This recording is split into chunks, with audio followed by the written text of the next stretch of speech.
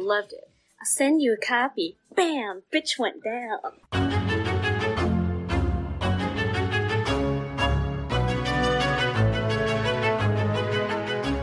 And welcome back to Horror Queers. We are talking Renee Zellweger, we're talking Leatherface and Drag, and we're talking general batshit craziness. I'm Joe. And I'm Trace, and I have to say up front that I fucking love this movie. I think it is a comedy masterpiece, and the fact that people say it's bad are stupid.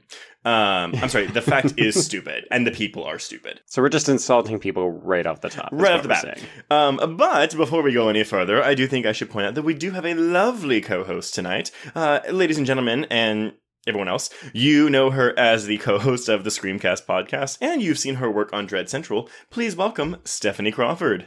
Hi, thank you so much for having me. Woo! Woo! Oh gosh, no, woo to you. Thank you. Thank you for coming on for this episode. I actually don't know. Did you pick this one, or did Joe assign you this one?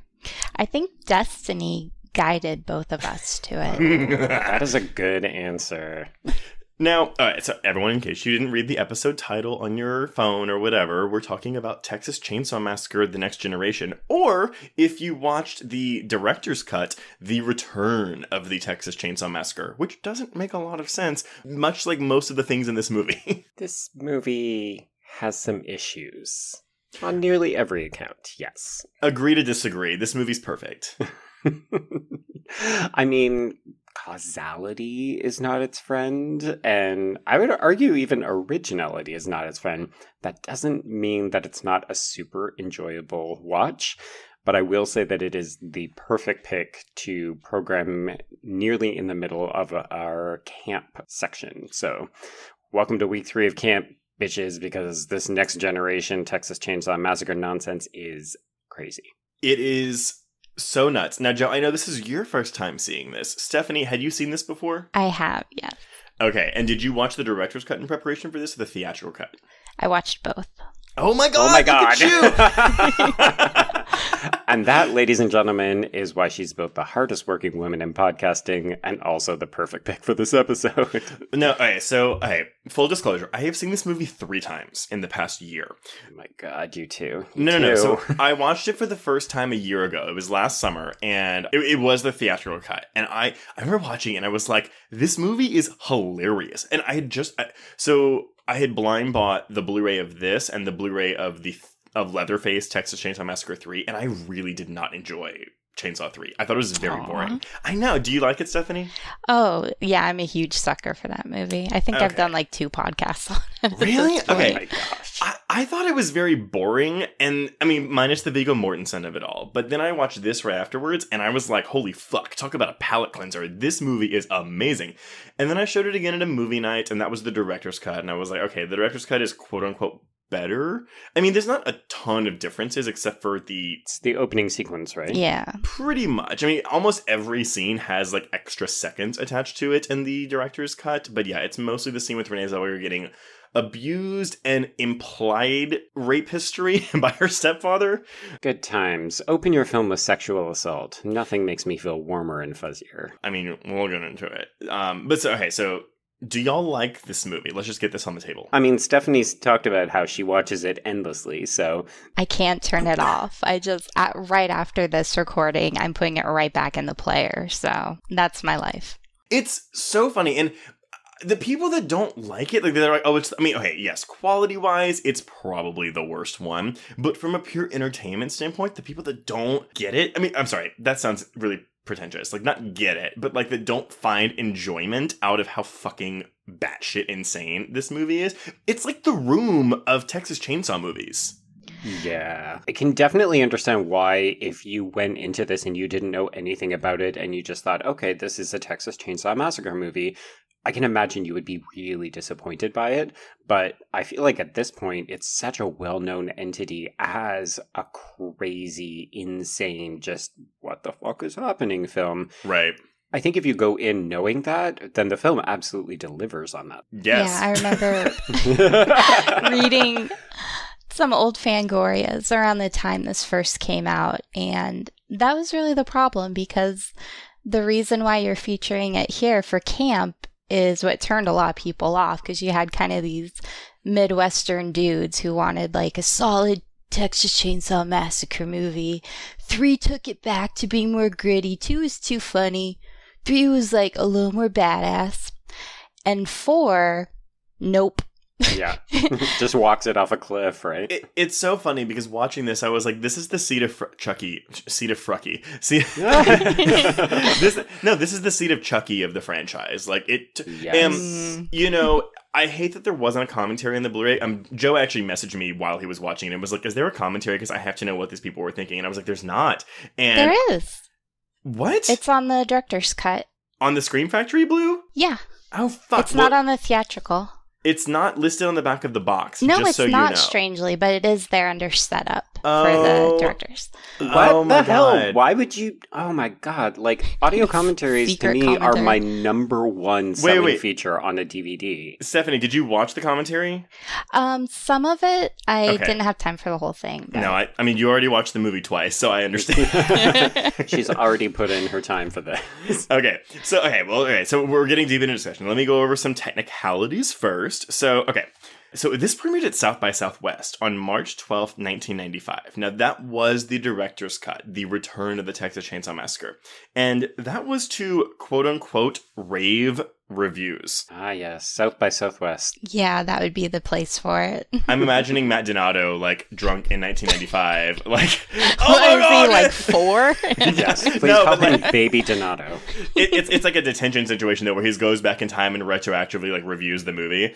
Oh, I love fantasizing about that kind of scenario. Sorry, off topic, but I love thinking about that. No, I just did like a Muppet Babies version, like... It's yeah. 100%. Okay, so after a protracted post-production that wrapped in 1994, the film had its world premiere at South by Southwest on March 12, 1995, and received glowing reviews, quote-unquote, at the time.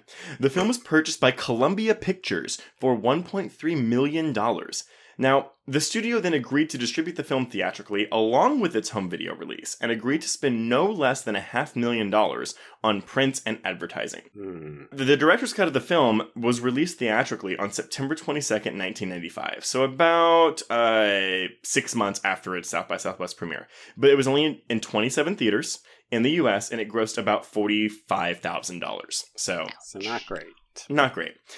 This is weird. Later in 1995, the film was released theatrically and on Laserdisc in Japan, and then was shelved for the following 2 years, when, in 1997, Columbia re-edited, retitled, and released it as Texas Chainsaw Massacre: The Next Generation, slating it for a late August release. And when did Jerry Maguire come out theatrically? Well, I'm getting there. So according to producer Robert Kuhn, Columbia Pictures had deliberately pushed the film back to await the release of star Renee Zellweger's new film Jerry Maguire in 1996, and also Matthew McConaughey's A Time to Kill. Now, the producers agreed to that, but here's the thing. McConaughey and Zellweger shared the same agent, because both of them were obviously coming off of this movie in Texas. This movie, by the way, filmed about 20 minutes from where I live in Pflugerville, Texas. So I assume that you've been, like, out there to check out the form. Yeah, like a tour. No, I haven't. Photographs. I mean, okay, so it's Pflugerville. I'm North Austin. It's right there. So this is kind of like in the Pflugerville and Bastrop area. I know that means nothing to you guys, but it's like the sticks of... How We'll be talking dare about you. alien planets for all we know. So Pflugerville is actually a really popular place for people to move to buy a house now, because it's so close to Austin, but it doesn't have the Austin rates. And because there's body parts just everywhere. All of the houses have been condemned because people have been murdered by the Slaughter family. Apparently. So, yeah, their agent then purportedly put pressure on Columbia Pictures to not release the film theatrically, which caused complications between the director, Kim Henkel, and the studio. Okay, so in a 1997 interview with the Austin Chronicle, where I work currently, producer Robert Kuhn... I feel like you just want to call him Coon or like... I want to call him Cunt. I really want to call him Robert Cunt. Go for it. He is a bit of a cunt because he came between this film's theatrical release. So he says, well, we definitely feel that Columbia TriStar had not done what they agreed to do in terms of trying to market this film in the best possible fashion. No shit. Yeah. They have not tried to exploit this film to monetarily benefit us as they should have. They've just low-keyed it. They don't want to be guilty of exploiting Matthew because of their relationship with CAA. Yes, that's a talent agency. Gotcha. Which is the strongest single force in Hollywood these days. You get on the wrong side of them, you're in trouble. So I understand their problem, but at the same time, they should have either given the film back to us or they should have done the best release they could have done, and they haven't done that. Has this guy never been involved in the production of a film before? Like, no, they don't give two shits because they're more interested in their client's reputation. I'm sorry, has anyone involved with this film been involved in films before? Have they paid attention to the past sequels? Because part of why I do like 3 is because I think the behind-the-scenes shenanigans is really interesting, and that kind of adds to it for me. Mm-hmm. Like, it's kind of a cursed film series. It is. Ooh. I mean, well, okay. Do we want to table that so that we can talk about that later? Because I would like to hear that story. Yes, I do want to hear that.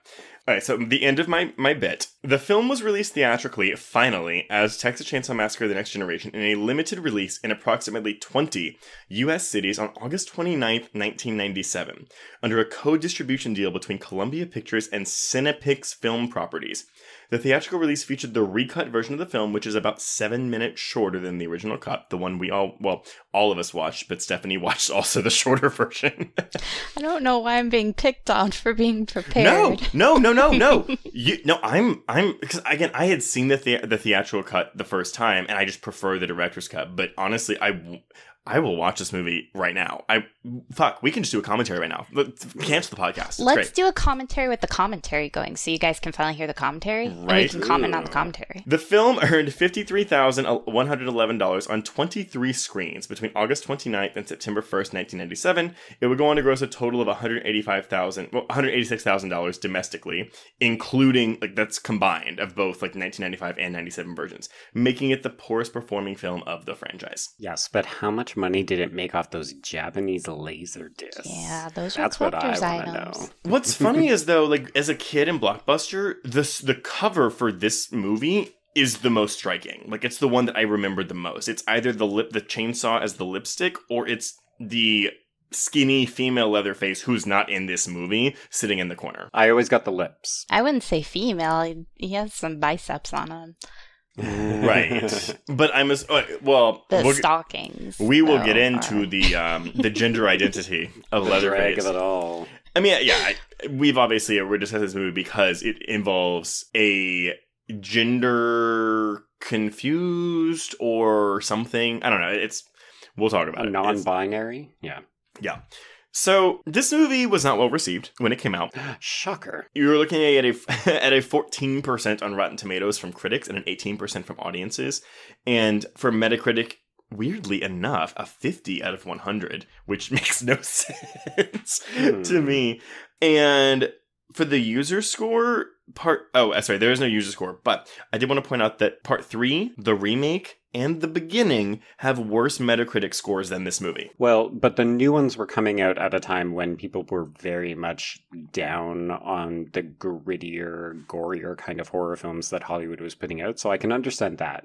I literally have no bearing with Part 3. Know nothing about it. When you said Viggo Mortensen, I was like, oh, right. I remember him being in one of these, but I have no frame of reference. Stephanie, so I wanted to point this out. So this, much like Seed of Chucky, because Joe has not seen all of the Chucky movies as of this recording, he hasn't seen all the Texas Chainsaw movies. And I'm assuming you have. Actually, I haven't.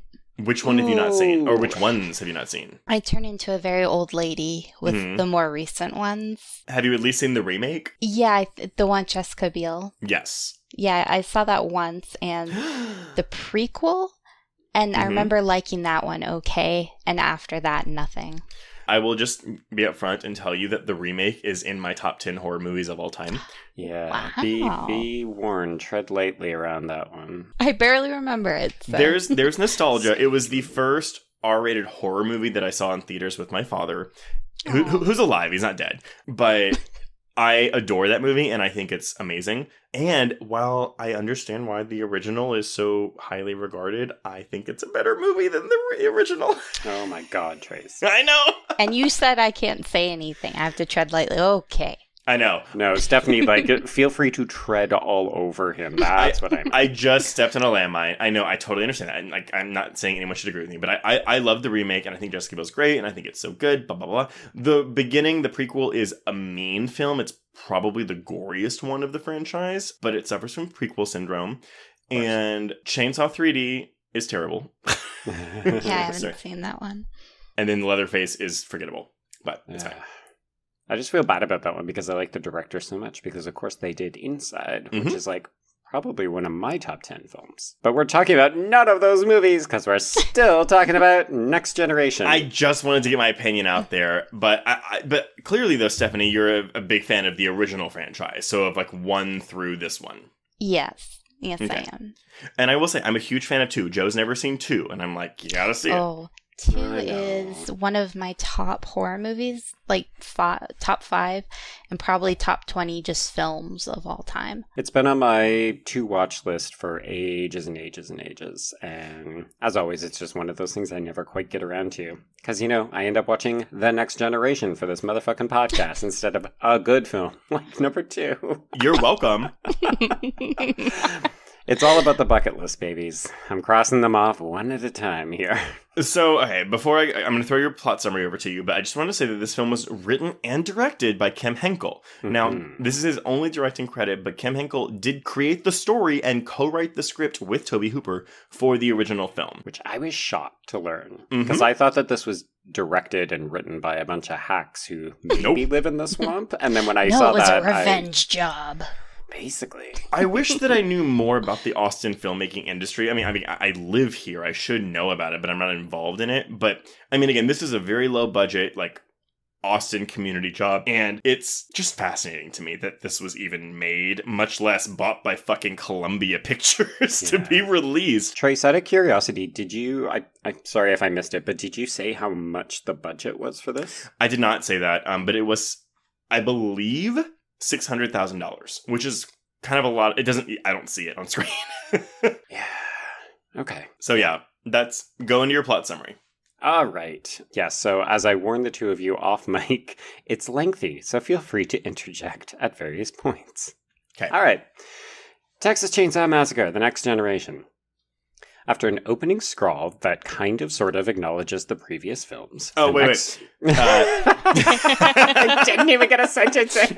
It says 2 minor... So it mentions the first film, and then it says, and then there were 2 minor yet apparently unrelated incidents. Yeah. It's so catty. I love it. Apparently related incidents. Yeah, it's ridiculous. It's so stupid. But yes, continue. Well, as you said, Stephanie, it's a revenge film in a lot of ways, right? After an opening scroll that kinda sorta acknowledges the previous films, The Next Generation opens with Jenny, Renee Zellweger, being sexually assaulted by her stepfather Jack. Oh, sorry, this is the plot synopsis for the director's cut. She and prom date Sean, John Harrison, head off to prom. Wow, that's prom twice. Way to edit, Joe. Okay, so they head off to prom, but they wind up in the middle of a lover spat between dim-witted Heather, Lisa Newmeyer, and her cheating asshole boyfriend Barry, Tyler Cohn. Who is apparently, though, still in Austin and very active in promoting this film. Oh yeah, I love seeing him in the interview. Yeah. I love it when they're still enthusiastic about it. And his character is hilarious. He has some of the most choice lines in this movie. It's insane. Oh my god, yeah, like... Part of it was I actually thought that a lot of the humor came from these two characters, and then I actually got into the film and realized, oh, okay, no, there's it's the whole movie. Yeah. Okay, so the foursome get lost on the back roads before getting into a car accident. Jenny, Barry, and Heather seek help from perky businesswoman Darla, Tonie Perensky. The best character in the movie. I love her so much. I feel like we're going to have a lot to talk about when it comes to Darla. Words cannot describe. When she flashes out the window, it's... Okay, so I'm sorry. Continue. I got ahead of myself. I love her, and I want to meet her. I want to buy her a drink so bad. Like Tonie or Darla? Both. Okay. So, they seek help from Darla, and Sean is terrorized and eventually run over by Vilmer, Matthew McConaughey. After leaving Jenny behind, Heather and Barry arrive at the slaughter home. Heather is immediately attacked by Leatherface, Robert Jacks, and locked in a freezer. Barry is struck in the face, and Heather is then strung from a hook in her back. After a jump scare with a garbage bag, Jenny is picked up by Vilmer. I tweeted when I was watching this, I was like, there is a jump scare when Renee Zellweger gets hit in the face with a garbage bag. But it's kind of important because she ends up in that garbage bag later. So she does. It's all a rich tapestry. It's Chekhov's garbage bag. Yes. Point out. It's the same garbage bag. It was stalking her throughout this movie. The real villain is the garbage bag. After a jump scare with a garbage bag, Jenny is picked up by Vilmer, who berates and harasses her until she sees the bodies of Sean and the accident victim in the back. She responds by throwing herself out of the car, but ultimately winds up at the slaughterhouse regardless after being chased through the woods by a chainsaw-wielding Leatherface. When a gun she finds in the upstairs bedroom fails, Jenny... Here we go. Bullet points. Launches herself out the window, crawls across the roof, climbs up an antenna, and launches herself onto a clothesline before falling into a greenhouse. She emerges unscathed and runs back to Darla's office where she is repeatedly tased and punched by W.E. Slaughter, Joe Stevens. Y'all, when she's getting tased constantly, like, her reactions are very much like, ow! Ow! It's so funny. Yeah, it's tricky because part of me feels like, wow, there should be a kind of trigger warning here because this is really, like, it's almost as bad as what Sally's getting in the original film. Like, it's just, like, from this point on, Jenny is just repeatedly assaulted and abused. Constantly. But it's so funny. So bad, but so funny. Okay, so Jenny and Heather are brought back to the slaughter home by Darla, who stops en route for pizza. Pause for just incredulous what the fuckery with that, but it's great. You're a little wrong, though, because she stops for pizza and then she runs into Heather and sheepishly whacks her with a stick. Yes. Trust me when I say that this original plot summary was like 3 pages long. No, her hitting her with that stick was, I don't think I've laughed that hard in a very long time. It's like, stop hitting me. Okay, but don't go anywhere. But don't crawl away. Wait, also a Heather who we last left on the end of a meat hook, and all of a sudden she's in the middle of the road. Yeah, she's resilient. Yeah, she's good. I mean, if only Jenny was half as much of a woman as Heather is, but... Okay. Ooh. Yeah, so they stop for pizza and then they return to the slaughter home. Both Darla and Vilmer espouse Illuminati-like conspiracy theories in between torturing Jenny, who tries to take control of the situation by wielding a shotgun, which Vilmer partially fillets. Jenny briefly escapes, but is brought back for a family pizza dinner. She panics, not about the table of corpses, but rather that Leatherface is now decked out in glamorous drag. When her brief attempt to assert herself backfires, Vilmer punishes her by lighting Heather's back on fire and sticking Jenny's head in his crotch. Just when things can't get crazier, Mr. Rothman, James Gale, arrives, grabs Vilmer by the balls, and derides him for not delivering enough horror. Rothman then reveals a marked and pierced abdomen, licks Jenny's face, and leaves. Vilmer promptly squishes Heather's head with his hydraulic leg before he and Jenny engage in a clicker battle for control of his leg. Like, I can't even believe the things that I'm reading aloud here, It's people. so bizarre. Jenny escapes into a passing RV, which promptly crashes because it is being attacked by the Slaughters who are driving alongside them. Vilmer is then killed by a randomly passing plane, and Jenny is transported to the hospital by Rothman, where she sees the original film's heroine, Sally, Marilyn Burns, being wheeled away by an orderly with what appears to be Vilmer's hydraulic leg. The film ends in a homage to the original, with Leatherface swinging his chainsaw in grief. I don't think Marilyn Burns is playing Sally. It says so in the Wikipedia entry and a bunch of research. Really? I thought she would... every credit I saw for her was woman on stretcher. Well, because she's not officially credited in the movie, so it's a little weird. And the actor who played Franklin is the orderly, but he's not Franklin, obviously. Right. No, I didn't know that. Weird. God, Joe. Do your research. I guess I should have read those 18 pages of Wikipedia notes that you sent us. Hey, you know what? Fuck you. Okay. That's it. we are good to talk about anything. What do we want to talk about? Do we want to talk about Matthew McConaughey's portrayal? Do we want to talk about Leatherface and drag? Do we want to talk about Renee? Do we want to talk about Darla? Like, how do we even begin? How about when they use that classic scary old camera sound with the flashbulbs, but it's like a plastic Olympus camera? I appreciated that. I think that's only in the director's cut. Yeah, the director's cut. Okay. But I had to point it out. No, it doesn't make any sense. It was like, oh, we're doing this as an homage, but it makes much like everything in this movie, makes no fucking sense.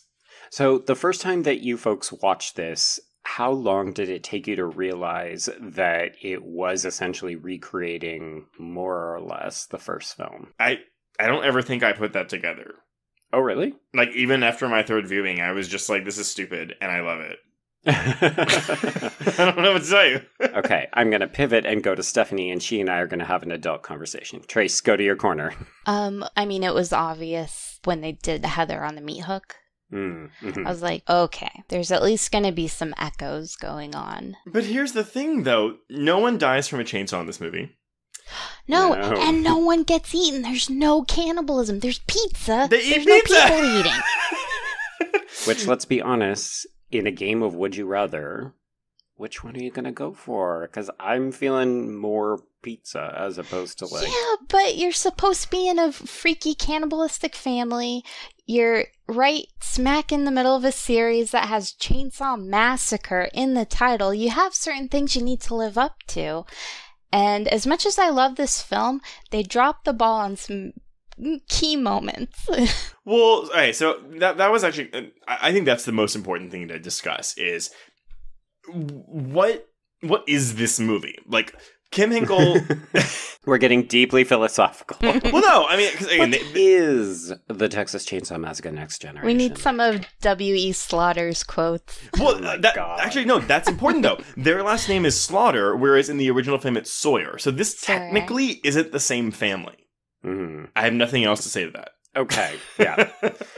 but this movie... Do you think this movie is trying to be funny? Or do you think it's trying... Did anything in this movie scare you too? Matthew McConaughey's performance, a lot of time, as outlandish as it was, he was legitimately disturbing to me.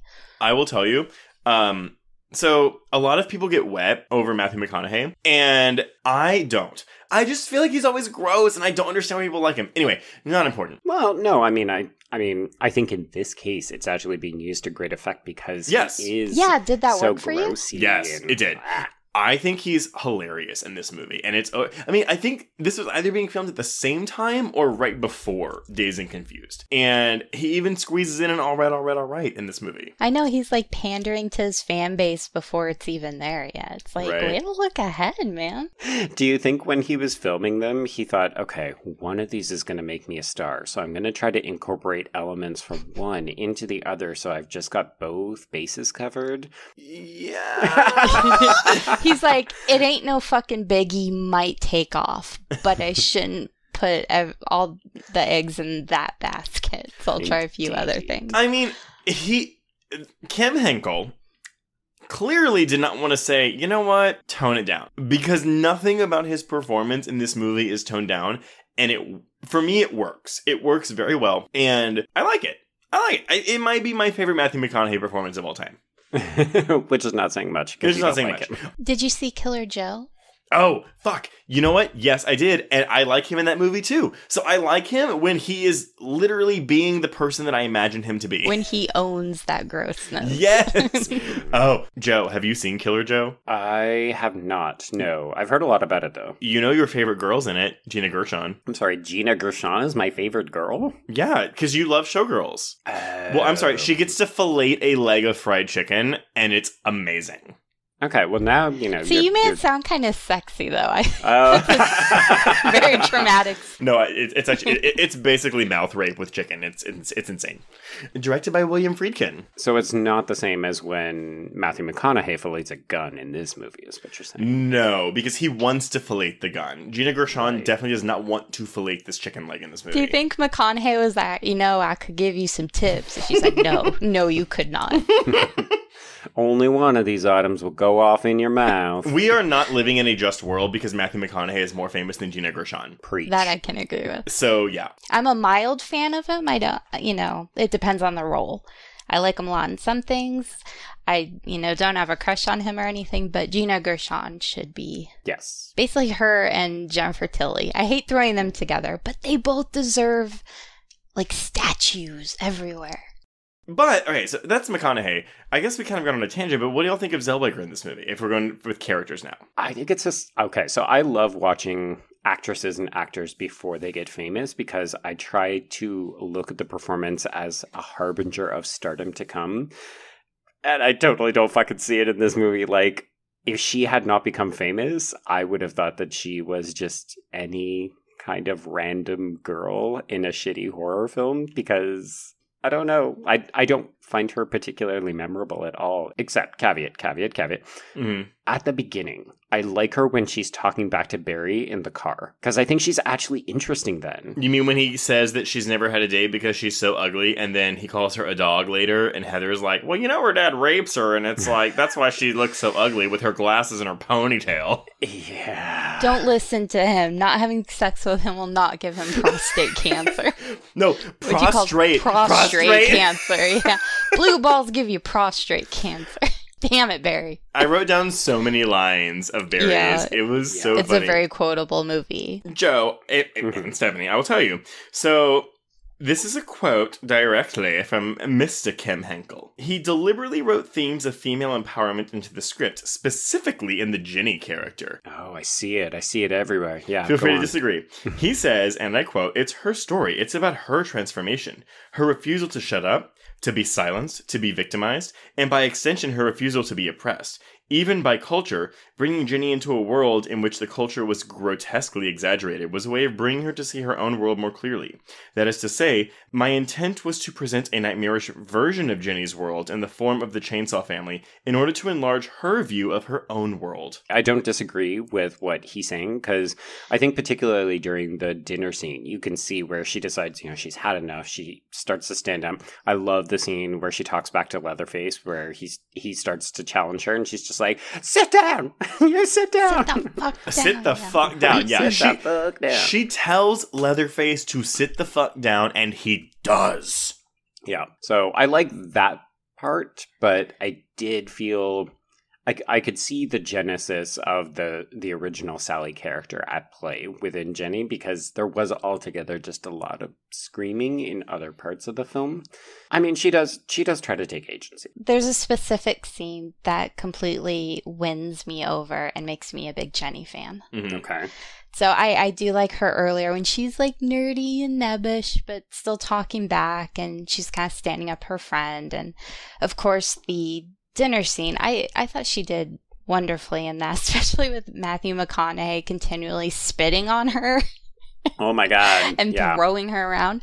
But the scene when she's in the bedroom with Darla. Yes. And Darla is telling her, like, no, it's not the government. He worked, like, Vilmer, McConaughey's character, he works for people who really run everything. And the gears are working in Jenny's head, like, oh, you're fucking crazy in this specific way. So she goes along with it, and she's like, oh, really? It's not the government? And then when Vilmer comes in, she immediately takes that information from Darla's insane rantings and uses it to try to tamp down the abuse she's getting by kind of telling him what he wants to hear. And I think that really comes through with both McConaughey and Zellweger. I have to say her name like the Chappelle Show. I'm sorry. So in that scene, I'm like, this is cool, because they did give her character a lot of... She's a thinker. I totally agree with you. I mean, so again, I don't think this movie is very scary, but I think the scene when she crawls up on the roof and Leatherface is chasing her and she crawls on the antenna and she goes across the wire, I actually thought that was a very, I don't want to say scary, but it was a very tense scene and I was very into it. I like it. It's a clumsy Jackie Chan homage with the white girls. It is. And, well, it's very much like, okay, like if you were really in this town in the middle of fucking Podunk, Texas. In a poofy dress, your corsage still on through the whole thing for some reason. So I think that Jennifer's Body homaged this movie with that fucking prom dress. Oh, interesting. Oh, can I just say with Heather's prom dress, it was actually distracting to me. Like, she was the pretty popular girl, but it was the most ill-fitting dress. Yeah. To the point where it was actually distracting to me. You're right. It's terrible. But the banter between Heather and Barry in the beginning, and there's a part too where like the conversation just dies because she's like, Well, what if I just thought of something really cool. What if we all wrecked and crashed and died and someone wrote a song about us and everyone's like, oh yeah. I wonder how much of some of this was improv as opposed to written, or how much of it was meant to emulate the kind of idiocy of teenagers. Like, I love that Heather is simultaneously this self-aware character. Like, I saw somebody say, you know, oh, this film is an early precursor to Scream and metatextual horror films because Heather is so self-aware that she's living in a horror film. And I was that bitch is not aware of anything. No, I don't pick that up at all. But it does have some pretty kind of funny on the nose humor in some of her commentary, right? Well, I mean, Kim Henkel has said that he wrote the teenagers as cartoonish caricatures of like American youth at the time. I don't know if he said that before it came out or after it came out. Backtrack. But and the film itself also rolls. I mean, fuck. Justin Yandel, who writes Bloody Disgusting, wrote an article about this movie about how Henkel is parodying his own work. And if you go even to Texas Chainsaw 2, which is a comedy. I mean, it's a horror comedy, but Hooper even said, I view the original film as a comedy. And every film, minus the third one, so I guess the second and the fourth one, run with that. Right. I do think it's interesting that you brought up that Bloody article, because I did actually think that was some of the most interesting thought-provoking pieces that I read on the film. A lot of people just automatically write it off. If people don't know it, it's an article called This is Appalling, Texas Chainsaw Massacre, The Next Generation, as a commentary on the state of horror circa 1993. We'll link to it in the show notes. It's a mouthful. It's a mouthful, yeah. Well, I mean, the problem with the title is that it alone is a mouthful. I was tempted to just call it The Next Generation throughout this entire recording, but... Just do TNG. Yeah. Right? TCM, TNG. Okay, now it either sounds like a Teenage Mutant Ninja Turtles or a Star Trek.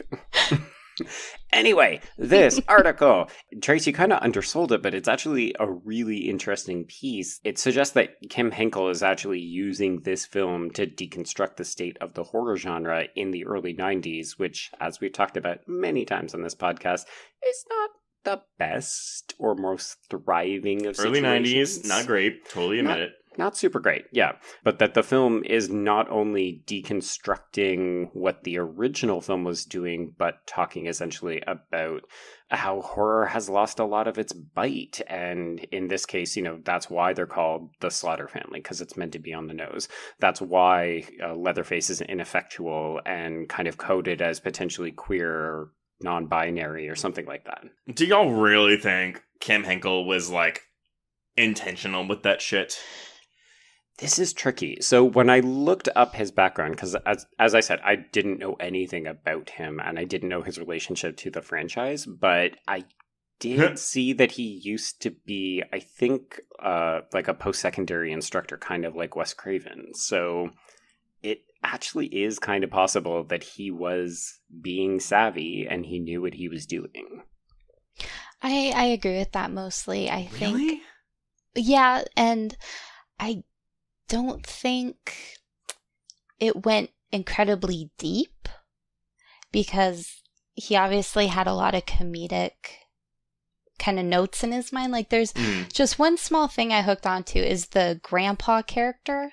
Yeah, right. And he, in the past films, he's always one of the most horrific looking people. In this one, he kind of just looks like a guy in really quick latex makeup. He's pretty hardy looking. He's not emaciated.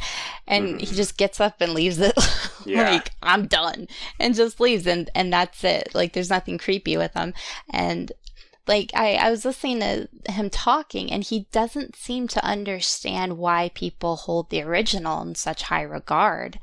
And I think, in a way, this sequel was him trying to figure it out by... But he's working I feel through like his issues. Yeah, I feel like he kind of threw everything into it. Well, but that's also like with Hooper, when he made the second one, saying, I view the original as a comedy. So him co-writing the original with Henkel, that tracks. Like, they clearly both thought the original was a comedy. And it's considered one of the most brutal and graphic horror films of all time, despite not being particularly gory. Yeah, it literally shows nothing. It leaves everything to your imagination. Exactly. It feels like a snuff film. Might not. And that's that's why, y'all, I will confess, I saw the remake before I saw the original. So yeah. That'll mess up your... It messed it up for me, and that's why I love the original. And so when I finally... that's why I love the remake. And so when I finally saw the original, I was very much like, oh. But, to be fair, the remake is also, like, wrongly accused of being overtly gory and torture porny. And it's really not that gory. I mean, it is a lot gorier than the original, but it's not really violent. So I just wanted to throw that out there, but not really. Yeah. I think the new one sets itself off on a bad foot, potentially for critics, or particularly for critics, by having a woman pull a gun out of her vagina and then when she blows her own head off, the camera goes through it. But it's also a really fucking cool shot. But yes, I agree. Yeah, I like that shot. But then after that, like it's like the It, glossiest, dusty movie I've ever seen. It is. They found a way to make the sweat and dirt look like a Victoria's Secret commercial. Oh my god, the people in that movie are gorgeous models. But you're just like, yes, continue sweating for me as you die. The thing is, though, it still has the effect of making you want to take a shower after it's done. Even though, yes, the original is way more, like, gross in terms of, like, it looks gross. And it's the low budget effect, though, goes to that. Whereas the remake is much more like a glossy, shiny, polished, gross thing. It still makes you feel gross. Like, nothing about that remake is pretty. So does the next generation make you guys feel gross? Yeah, that's what I was wondering too. Because I'm thinking this has a similar kind of low budget aesthetic to it, but I feel like it doesn't have a griminess to it.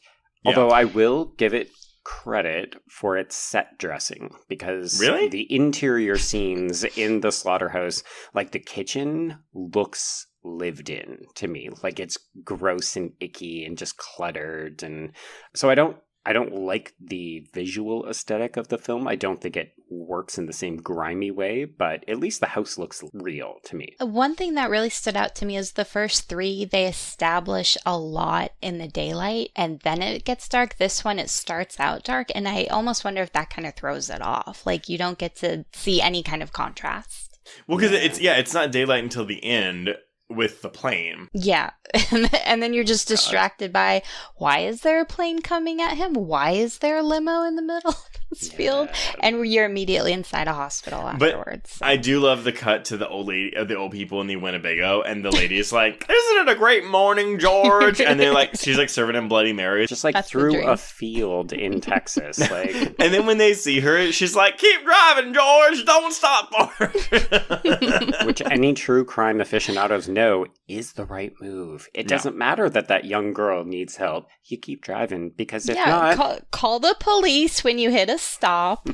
Okay, wait, so, y'all, we have skated past her, and I can't bear not talking about her anymore. We need to talk about Darla. Y'all, I mean, she's the best, right? She is the best character. She's so funny. I want to be her. I want to be Darla. You want that purple power suit. Yes! And that big ass hair. And then she has that line where she's like, there's this guy named Vilmer. Well, you just tell him how the cows eat the cabbage and you won't have any trouble. I just came a little bit. It's the most Texas thing possible. And what's funny is, y'all, fuck, I keep saying y'all. I was gonna say you're like this a Texan. This is the movie to bring your y'alls out for. So I mean, okay, so I was born in Louisiana. I grew up in Houston. Like, it's totally cool, but I don't have an accent. Maybe Joe, you disagree, but not really. When I listen to movies with accents, I inherit the accent. A southern one, like a Texan accent. So I watch The Magnolias, I get the Louisiana accent. I watch Darla doing her thing, it's all great. I get the Texas accent. So basically you're a magpie. I don't know what that means. I thought that it meant that you just echo accents. So you were going to wait for me to, like, just be like, yeah, uh-huh. More or less, That's me. Because usually when you don't understand what I say, you just agree with it. Okay, so yeah, thoughts on Darla? Thoughts on her pizza segue to... Oh, and when she's like, that's just someone I have in my trunk. Yeah, do you want to come around and check it out? No, and then the cop a cop comes up and I would just start crying and screaming, and she just flawlessly flirts with him.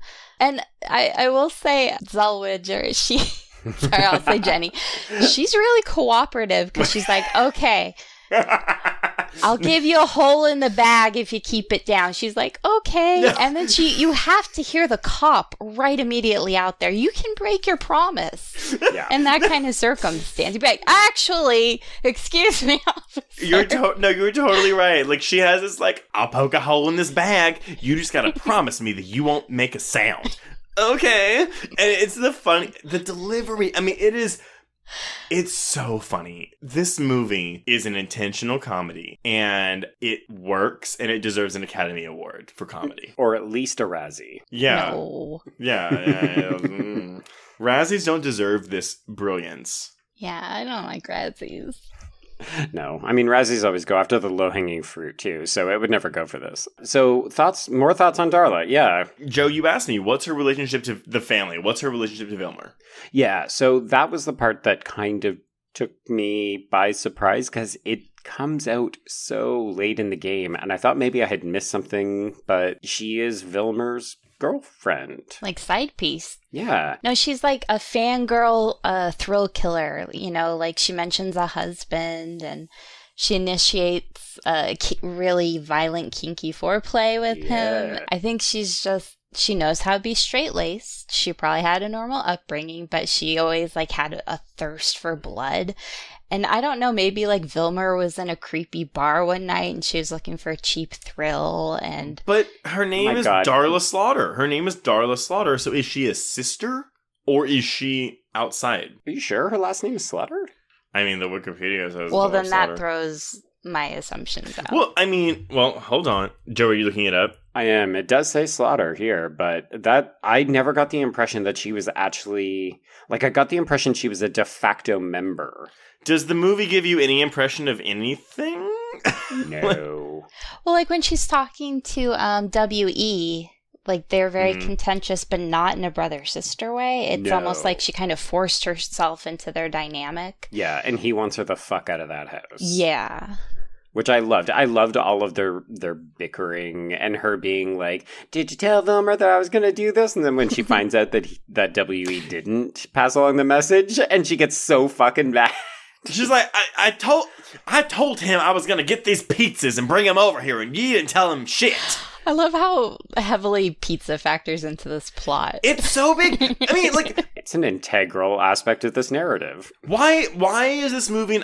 Okay, it gets an R rating for language. Which makes sense. You get to see Darla's big old titties. Hey, girls have tits, all right? But those look fake as fuck, are they not? Guys, I was quoting Barry. Oh, yeah.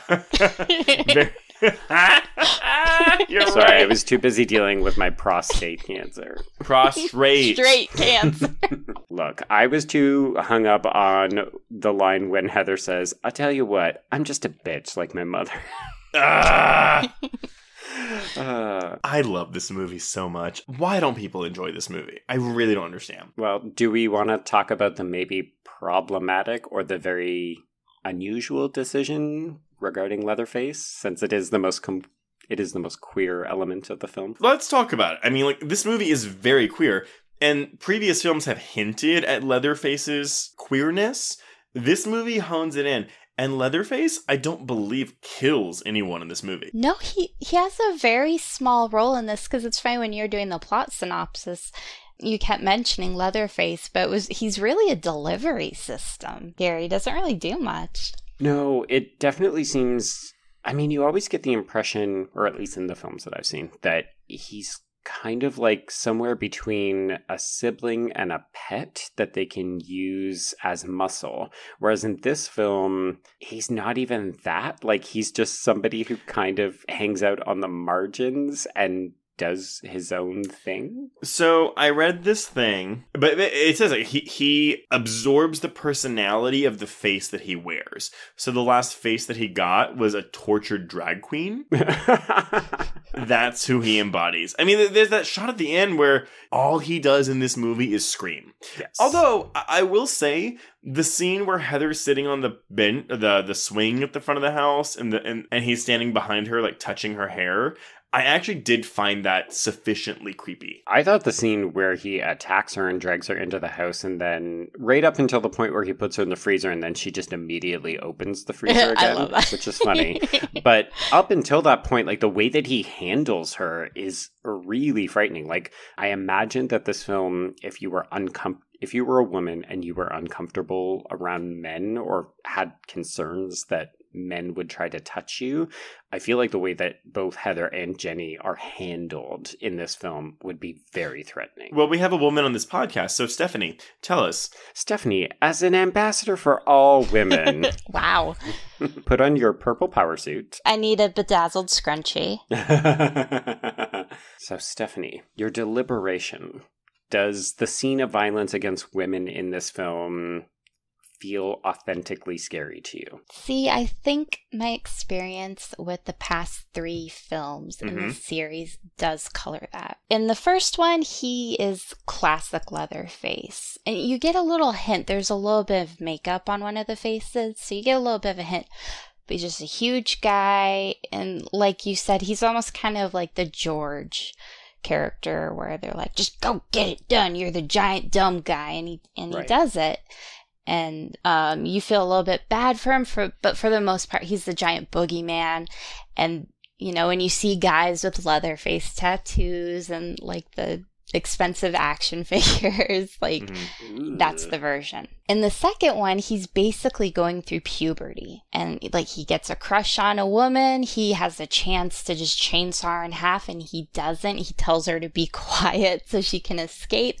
And he's, like, very strangely sweet in that one. In the third one, everyone seems to have come around to appreciating the second one now, but not at the time. No. So the third one, they're like, no, we got to go back to that gritty feeling of the first one. But wait, the third one is the one where they have the trailer though, where he like pulls the chainsaw out of out of the river. Yeah, the trailer. Yeah, it's Lady in the Lake. Yeah. So you think it's going to be goofy? Not at all. Yeah. It's a great trailer, but it does not give you a hint of the film at all. Good old marketing. So they kind of take that growth away from him in the third one. They just have a moment where he's playing with a speak-and spell. And they have that great moment where they show a person and he just spells out food. Cannibalism humor. Yay. Well, the third one was notoriously butchered by the rating system because it's not gory either. And it's, I think maybe had it not been butchered, I might like it more. Again, like I said, I thought it was boring, but maybe I own the fucking Blu-ray, so maybe I'll watch it. Who knows? No, watch it with the commentary, and it's just an amazing story about how studios will completely chop something up. If you're interested in behind the scenes, that's the way to do it. Thank you. That has motivated me to watch that commentary. Yeah, that sounds really good, actually. There's good Vigo stories, too. Like, he knows everyone.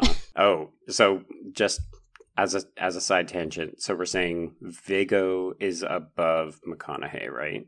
Oh my god, yes, no contest. I mean, in attractiveness, yes. However, McConaughey is more entertaining in this movie than Vigo is in Chainsaw 3. Yeah, though Vigo has a really cute frilly apron he wears in part 3, and I do appreciate that. For sure. So leading into this one then. So what are your thoughts? I mean, it's a completely different performance, and I tried to do some research on Robert Jacks, who plays Leatherface. He's dead now. I know. Wow, yeah. Debbie Downer. Okay, I won't talk about him. But yeah, I guess he became kind of a fixture in Austin, and he was friends with Sandra Bernhard, and she interviewed him about this movie. What? Yeah, and he talked about her, how like there's 3 Leatherfaces in this movie. And right. But he's friends with Debbie Harry, and they recorded the quote unquote theme song for this film, an English and German version. Shit. How is this? This is the perfect choice for your camp. Yeah. Yeah, like what? Series. So I feel like that's very specific casting. You know, that's not just a regular actor you're getting because he has a certain body type. That's a kind of performer who definitely brings a specific flavor. And a lot of people attack his portrayal of Leatherface, but I think he's doing exactly what he was directed to do. Like, much more submissive, traditionally feminine, kind of lost in a way. Well, and abused, I think, too, right? Oh, certainly, yeah. In all of them, he's the whipping Sawyer/Slaughter, whichever family he's in. Yeah. Though, just to clarify, just because you've been abused does not necessarily mean that you will be meek and gender fluid or something like that. It's just to say that he's obviously gone through something. I think you have to take, again, the time period into account. This movie may have been saying that. Right, in 1994. Yes. It may have been saying that. And, like, you know, I'm crediting 1994 and excusing it any possible harmful messaging it may have been giving out. Yeah. We're looking at it through 2019 eyes. So. For sure. But again, I mean, they're kind of, it falls on, because it really just goes back to what was Henkel trying to accomplish with this movie. Yeah. Was he trying to make a camp comedy thing? Or was he trying to make something serious, and then after it premiered to quote-unquote rave reviews at South by Southwest, was he like... backtrack. Yeah, yeah, that was my intention the whole time. I mean, I do think that there's... If you do believe that he is trying to produce a more serious-minded piece of commentary, it's a very fascinating approach to say, I'm taking more or less the figurehead, so the person that has been typically associated with the horror of this franchise, and I'm subverting it by making this character more feminine, like literally dressing the character up in drag, making him ineffectual. That's a hell of a statement to be making. And the shot of him putting lipstick on, that, I don't know if the whole thing is director's cut only, or if it's longer in the director's cut, but like part of the lipstick stuff, which is a very interesting scene. Like, they spend, at least in the director's cut, so much time watching him put on makeup. Which is interesting because Leatherface doesn't, as Stephanie, you said, he doesn't get that much screen time in this film. Mm-hmm. I actually got a lot of Divine feels from this performance, and I don't know when Divine passed. I think he was still alive, but it does feel drag queen performance, or performativity, rather. I just think that that's really a fascinating choice. Divine? 88, yeah. Okay. Right when Hairspray came out. Oh, fuck, you're right. So, I mean, yeah, this is like way after. Like, I mean, again, like, this was filmed 6 years after Divine died. Yeah, I don't know. It just gives me the feels. No, I do agree with you. I think there was subversion.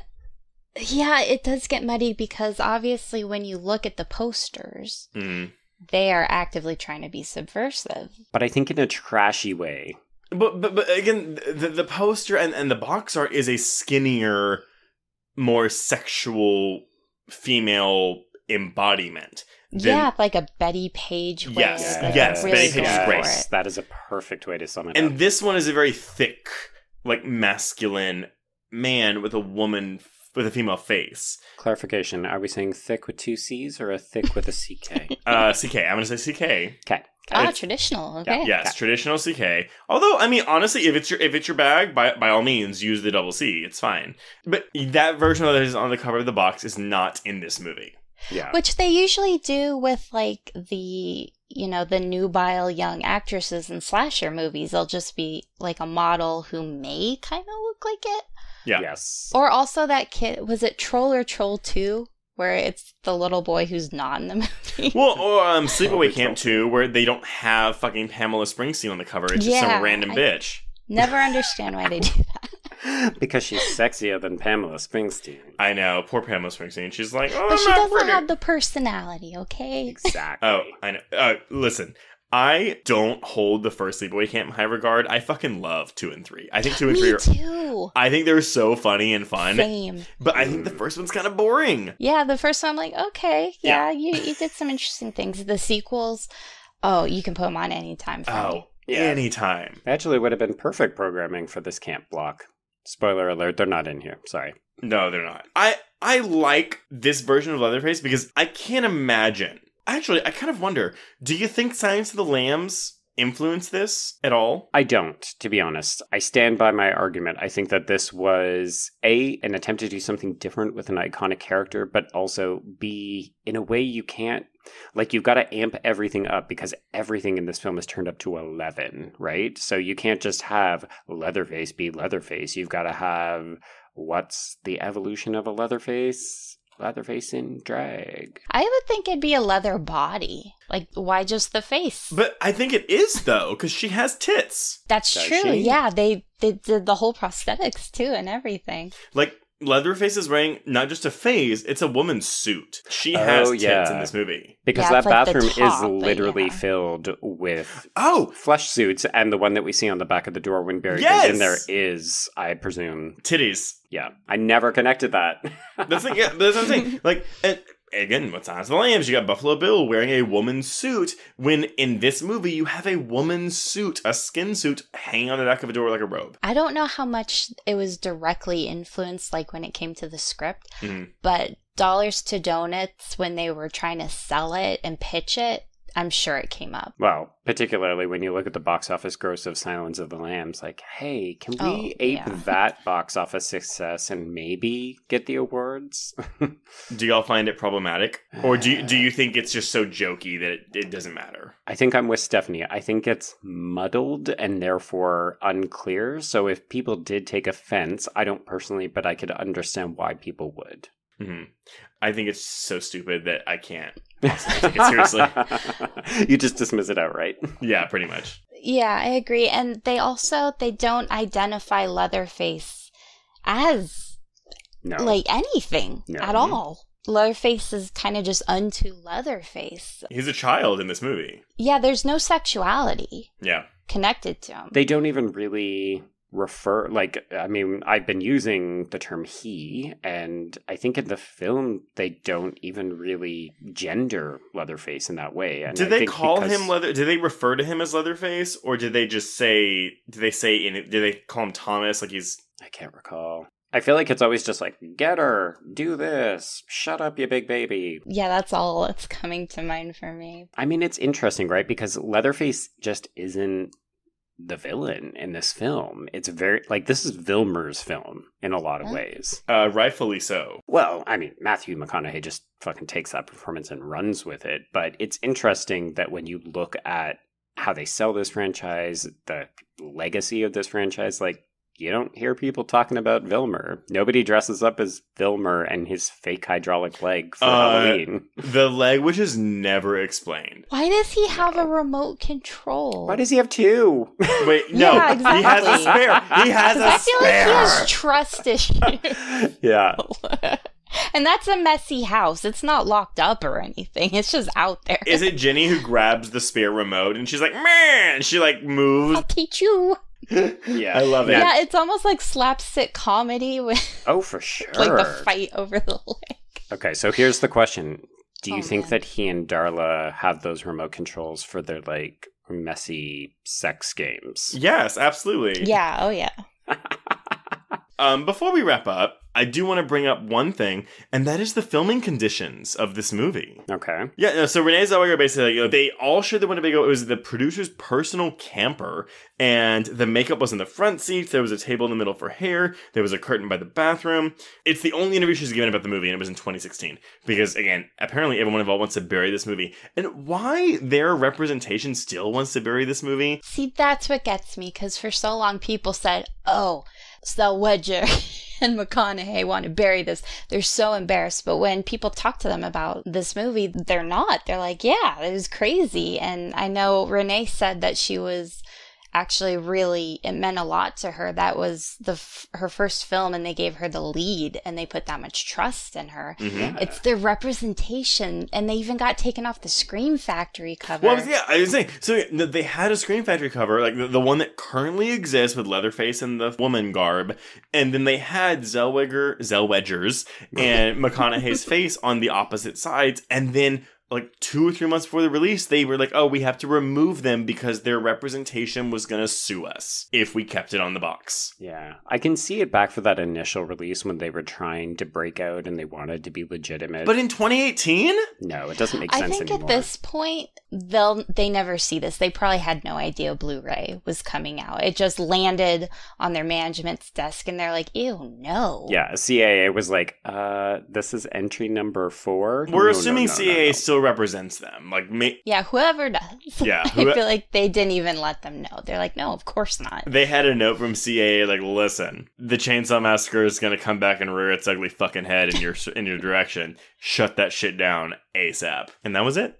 That was the end of the story. But what is not the end of the story is the Illuminati. Dun, dun, dun.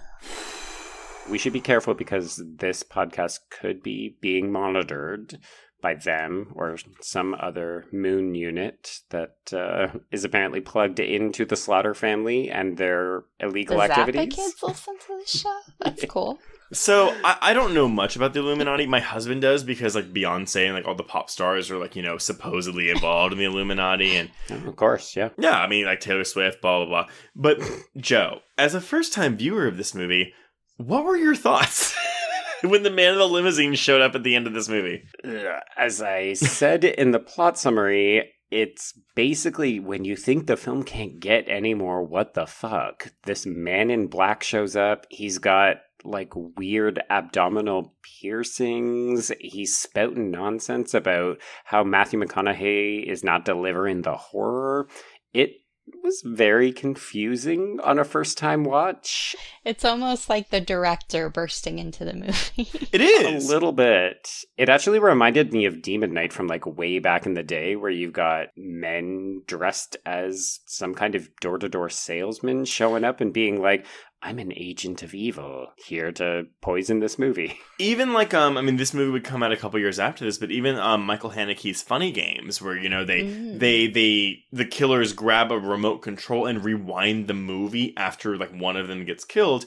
Spoilers, and restart the scene so they still win, because it's very meta.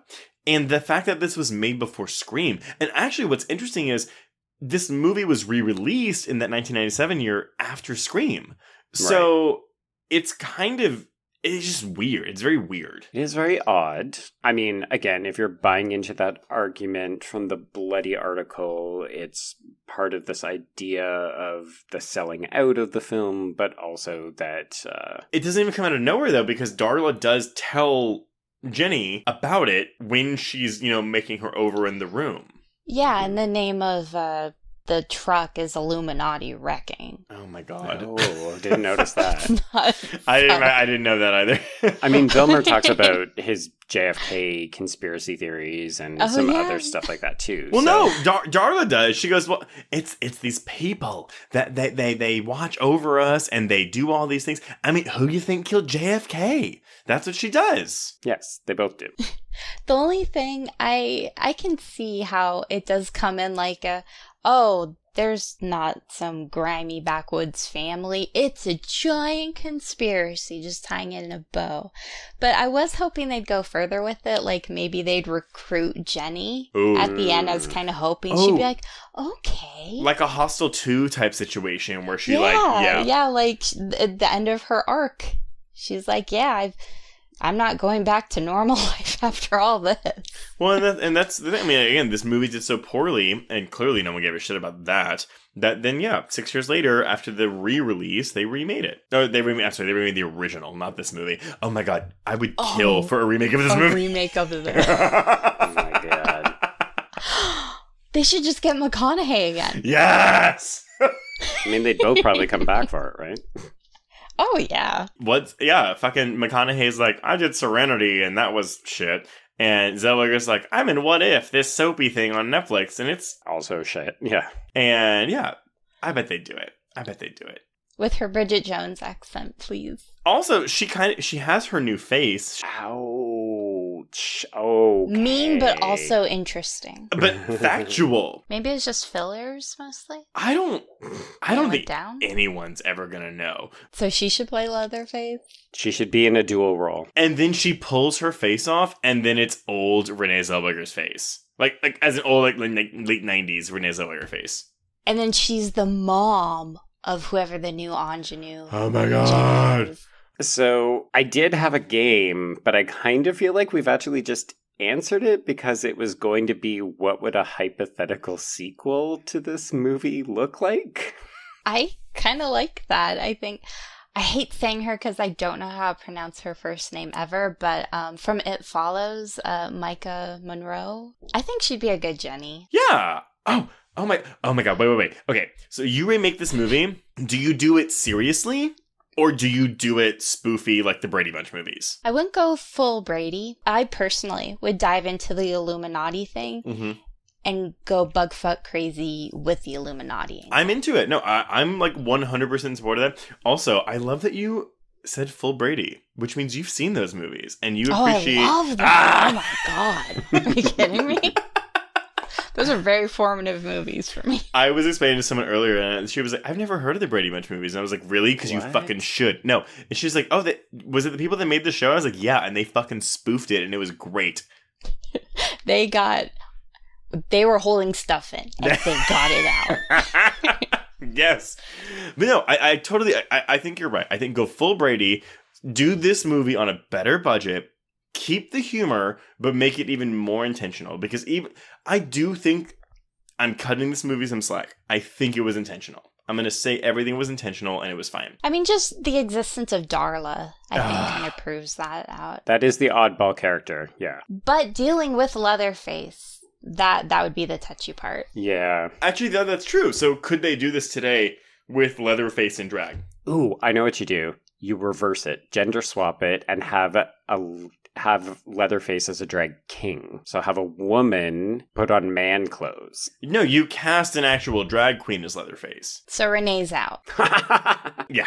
Or like Nina West. I mean, no one's going to go see that except for the gays, and Stephanie. But it's the new queer film that we've all been waiting for.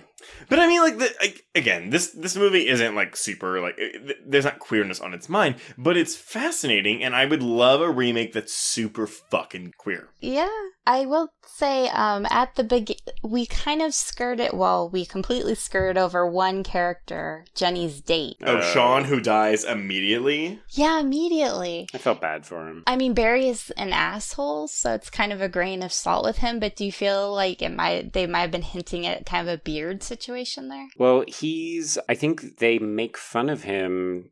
I mean, this is Barry being mean, but they suggest that Sean is actually gay and that Jenny is just going with him because she couldn't get a date, don't they? Because she's so ugly. And she feels safe. Yeah, she wears, they totally do a romantic comedy thing with her where you're hideous. Oh, your glasses are gone. You're hot. I mean, no, to be fair, Heather literally says, her stepdad, all of her stepdads that her mom has married raped her, and that's why she dresses the way she does, so they don't rape her.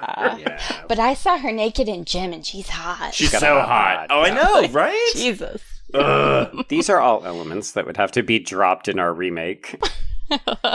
Okay, so I think we need to bring it to a close. Any final thoughts on Texas Chainsaw Massacre: The Next Generation or the return of the Texas Chainsaw Massacre? As a first-time watch, I have to say that I quite enjoyed this. I don't know that I feel it has the same rewatchability that the two of you have made the argument for, but it was a damn good time. I just want to say that I was preparing for the podcast. To me, part 2 is incredibly rewatchable. This one, I think, is a 1 every 2 to 3 years. Oh, man. I mean, again, I'm going to reiterate, I've seen it 3 times in a year. Okay, just me. No, I think I'm leaning more towards you, Stephanie. Stephanie, I will say, you really should give the remake another chance since you clearly... I will. It's been a very long time. I mean, you clearly hold the original franchise in a very high regard, which is great. So I don't think you're going to love it as much as I do. I mean, I really adored this remake. Yeah, but, I don't revere it and think no one should touch it. It's a weird franchise. It's really interesting, and that's what pulls me in. So, yeah, I love the experimentation they just throw in here. Yeah. Okay, well, I guess that concludes our discussion on The Next Generation. Stephanie, would you like to plug anything that you're doing? No, I have some things I'm excited about that are coming up, but you can just follow me on Twitter. I'm Scrawfish, just crawfish with an S in front of it, and I throw everything there, So, before we announce what we're covering next week, if you want to reach us on Twitter, you can reach me at Trace Thurman. I am at B Stole My Remote. That's the letter B. And if you're tweeting about the podcast, please use the hashtag HorrorQueers in your tweets. You can also email us at horrorqueers@gmail.com, or you can check out our Facebook page. If you have 2 seconds, please head on over to iTunes and leave us a rating, or if you have a little bit more time and keystrokes in your stamina, please leave us a review. If you want even more content, please visit our Patreon page at patreon.com/horrorqueers, where you can sign up for exclusive bonus episodes covering recent horror films like It Chapter 2. Plus, if you're a patron, you'll get a newsletter at the beginning of every month that lets you know our entire schedule for that month. Joe, what are we covering next week? Oh, dear Lord. Camp rolls on, and we are exploring the Lindsay Lohan of it all with 2007's I Know Who Killed Me. I haven't seen this since high school, and I remember finding it boring. It is boring, and it is blue. There's lots of blue, there's lots of sapphire, and there's lots of nonsensical things. Yeah. Wait, isn't there a leg subplot there too? Sure is. Yep, we're talking about twins. Thievery. One of them loses a leg. I remember watching it, and I was like, what's happening? And then when it's all explained, you're like, oh. Yeah. But I do have a funny Britney Spears story that I'm going to tell, so... And on that note, we can cross out Texas Chainsaw Massacre: The Next Generation, or The Return of the Texas Chainsaw Massacre. Oh my god. And cross out Horror Queers.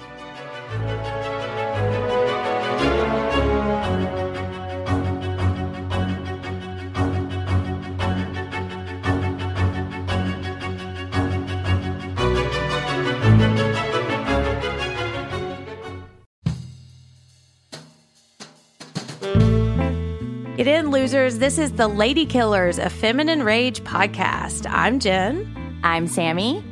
I'm Rocco. And I'm May. Our podcast is a tribute to the female-identifying killers in horror and more.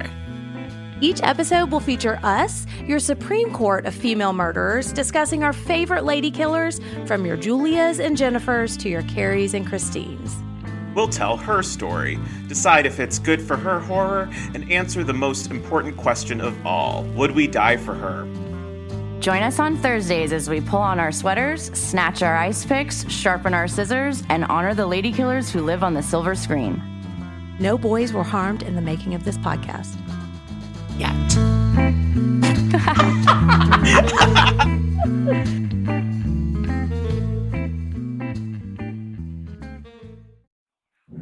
Hello, I'm Shelby Scott, the host of Scare You to Sleep, a podcast where I tell you spooky bedtime stories full of creepy sound effects and music that is soothing yet unsettling to help immerse you into a world of horror. This is a show for those of us who have realized horror can be a strange but relaxing escape from reality.